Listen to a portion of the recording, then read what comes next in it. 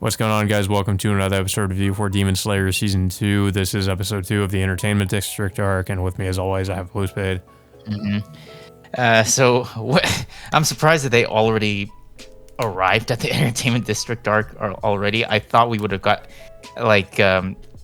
gotten some segment where they were on their way over there, but they're already there, and of course, majority of this episode is more comedy based compared to all the other episodes that we've gotten since the Mugen Train arc and since season 1. I mean, I do think we kind of needed some comedy based off of how, heavy the Mugen Train movie was. Not to mention the fallout of what happened in the last episode. Yeah. But there were still like that. The second half of that 40-minute episode did have a lot of comedy in the second half. Yeah. I mean, obviously there is more comedic shenanigans with the sound Hashira and Tanjiro, Zenitsu, and Inosuke, just their interactions. And of course, just the general premise of this episode where we apparently find out like that the sound Hashira is in kind of this I guess you would say like a polygamous relationship with all these different, like these 3 different women, and he's trying to like find his 3 wives. He's married to 3 different wives who are kunoichi of I don't know if they're associated with the Demon Slayer Corps, but it looks like they've been trying to keep tabs with Tengen, but apparently like he's lost contact with them. And we also know the reason why Tengen wanted to get Aoi and the other maids from the Butterfly Mansion is because he needed women to disguise themselves as concubines or geishas, whatever, in all these different areas in the district. But instead that Tengen has to rely on Tanjiro, Zenitsu, and Inosuke to apparently disguise themselves as women in order to get, I don't know, to work as maids or whatever. I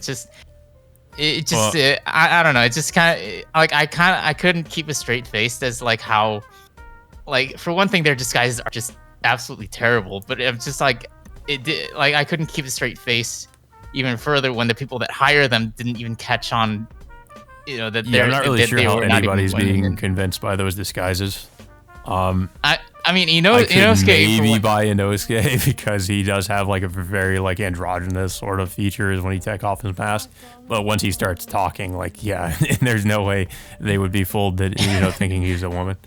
Yeah, Tengen called out Inosuke about saying that you should keep you have proper feminine features, but you cannot by any circumstance talk because of how your voice sounds. So like Inosuke just doesn't take a liking to that, and of course Zenitsu also doesn't like Tengen even further just because of just because he has 3 wives and the way he's put into the situation of being working as disguising himself as a maid in one of the buildings. Yeah, apparently like the reason they have to do this as well is because the demon that they're looking for too is also like one of the top like prostitutes, I guess, in the entertainment district, and that would be how they would also find his wives, but also end up finding out like where who she is, I guess, and that's another thing they're trying to do is they're trying to find her. But I mean, other than that, like that's kind of the basic premise of this episode is they're all just kind of they do of course end up infiltrating these different houses and as disguising themselves as women, so they're kind of like trying to find, in a way, just like spy and find out the information on where his wives could be, and by asking questions or just eavesdropping on them. Yeah. So throughout the entire episode, we just basically see Tanjiro, Zenitsu, and Inosuke just doing like their work in each of the houses that they're working in.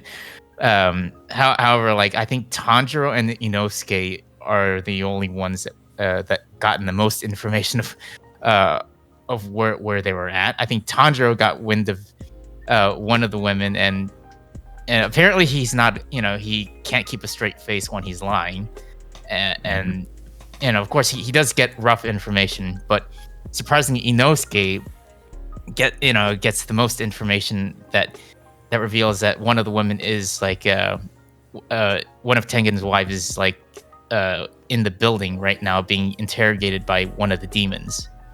Yeah, which I think is like the main, the main villain of this arc in particular, is the one she's being interrogated by. Mm-hmm.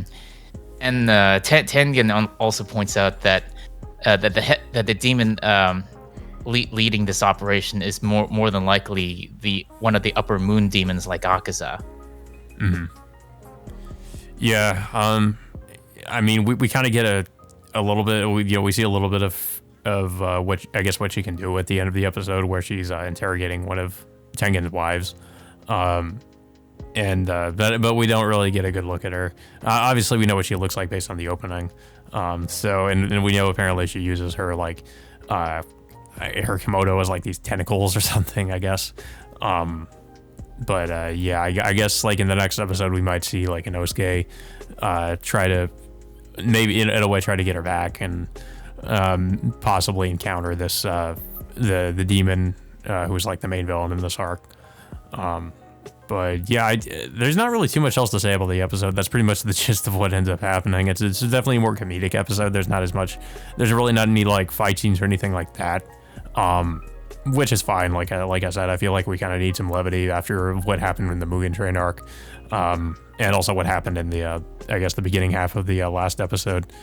But yeah, I don't really have that much else to say about the episode. I don't know if you have anything else to say about it. It was an okay lighthearted episode, but it does build it. It is a good startup point into building up and what their mission is and what they're supposed to be doing and dealing with the next demon that they have to take out, supposedly. Yeah. And of course, we still don't know the whereabouts of Tengen's two other wives. So I'm kind of wondering where, maybe in the next episode we'll also try to, the other characters like Zenitsu and Tanjiro might try to track them down. I can also anticipate Inosuke might find himself like getting into trouble and possibly having to face the main villain of this arc, and we might get like a more proper introduction to her.